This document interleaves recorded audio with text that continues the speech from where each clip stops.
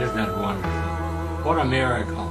To bow before a mystery like this and to realize here we are able to put our voices and they make sense to you. Yeah. That's a big thing. I love that there was I had a professor, anthropology professor, and they said that the paradox of mankind is that we must bind ourselves in order to be free. And their example of that was that the human voice and throat and mouth can make an infinite number of sounds. Yes. But it's only when we confine those sounds to specific sounds that make words that we're able to communicate. True. So you have to or the same way with like driving. You know, you have to make rules so that you can functionally not hit each other. That's right. That's a kind of a neat thing. Well, are you saying that the world has order and it has relationships of all these things? This tree is just blooming again over here. I rejoice in that. And it's arrived in its cycle. Right.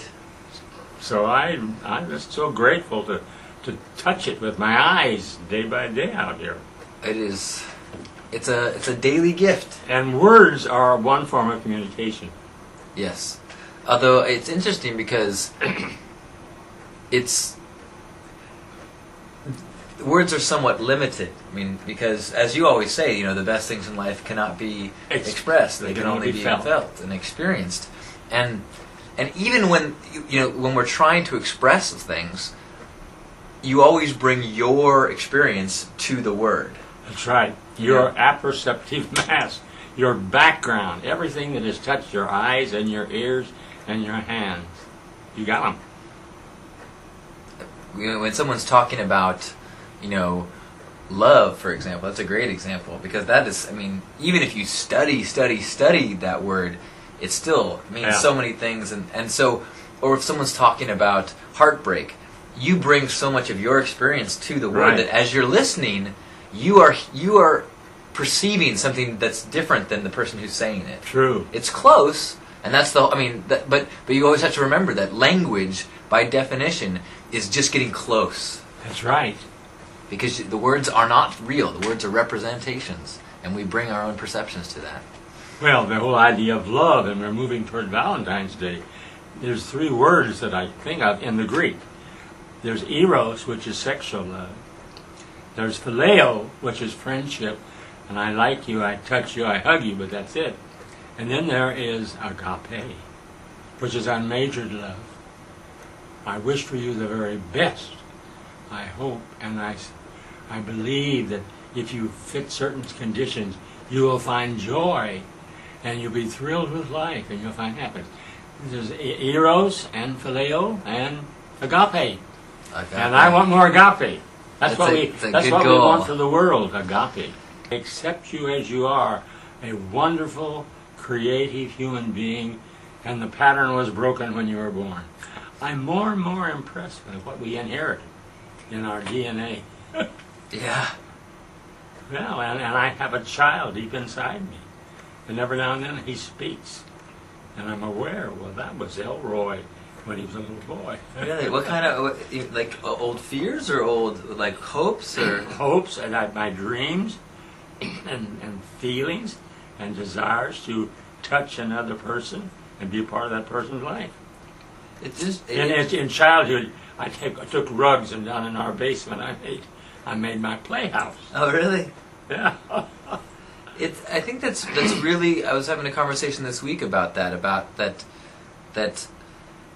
You really can't break down nature and nurture. I mean, you're definitely a product of both. Yes. You're like you're saying, you're born with lots of things that contribute to who you are. And then all those things that happen to you when you're a kid, and the experiences you have, the love or not love, the fears, and those things, they really pile on into becoming what you are as a grown up. Mm-hmm. And I think that often the path of a spiritual path is one of recognizing how much of that stuff that's been piled on is actually you, yes, and how much is outside voices or outside pressures, outside, True. advertisements or politicians or, even church leaders that might, pressure you into thinking something Yeah. that may or may not resonate deep inside. Very true. Absolutely. Well, But the creation, the unbegun beginning, is not quite through with me. The big joy between you and me is that you're just beginning. right. And I am ready to, in the evening, just sort of close off and quit breathing and take ready for the next experiment. I think life goes on. I was discussing and presenting the whole idea of people changing form. The Indians are heavy on this. The Indians, you change form and you have different kind of lives. I don't know. It's something unique. Can't put it into words. You can feel it. But there is a something that is you. And you too. That's true of you, right? Right. There. I can visualize those of you I've met, and those of you who have touched me by your writings. I'm aware that you think a certain way. Thank you for sharing, my brother, my sister. And I rejoice in knowing you in this way. This is amazing to be able to touch you in this way, in this new world in which we're living. Who was it? The old order changeth, yielding place to the new, and the Creator fulfills himself in many ways, lest one good custom should corrupt them. We're changing.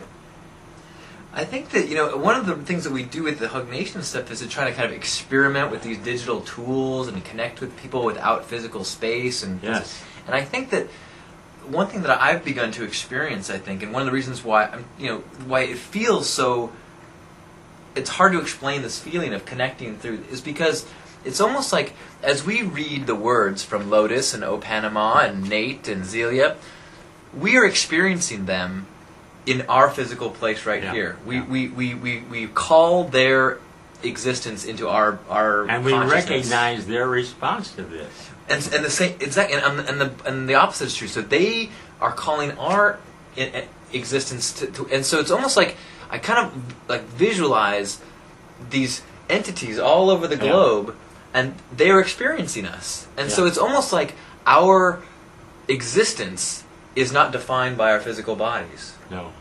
So let's give ourselves a hug now. Squeeze yourself by the shoulders wherever you are. I feel you. You are my brother. You are my sister. We are part of a great family. And oh, if we can have love in that family. Real love. Abiding love. Not eros, not just phileo, but also agape. I love you for what you are and what you're trying to be. And so we hold on to that and feel that love, feel it swirling around and being a part of that one huge human family. We thank you so much for joining us today. Spending a couple seconds out of a busy week to just be a part of the one. We love you. Happy Hug Nation. And we will see you next week. Oh no, you'll be gone next week, or you'll be back? No, I'll be back. Well then we'll see you next week. Next Tuesday. Happy Hug Nation. Tuesday, 1 o'clock. We love you. Thank you. I love you. God bless. And every good way. Thank you. Thank you. All right, go right ahead. Thank you for Thank being you here. for coming our way. Yes. Make our day. And prepare for Valentine's Day. We're having a alternate to romantic Valentine's Day. So if you want to celebrate Valentine's Day as a Huggable participant, go to hugnation.com or hugnation.com/huggable. There's a little information about how you can print out or get a pin and be a part of the I'm Open to Hugs Day. That physicalizes it. Yeah. Physicalizes it. Exactly. Yeah, the pink pen. We're kind of taking Hug Nation and bringing it to the streets. Very good. Goodbye. Goodbye. Goodbye. Goodbye, my brother. Goodbye, my sister. Let me just... Thank you. I'm indebted to you for doing what you've just done.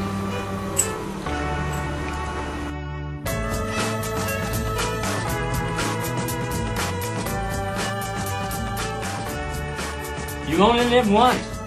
Enjoy the color.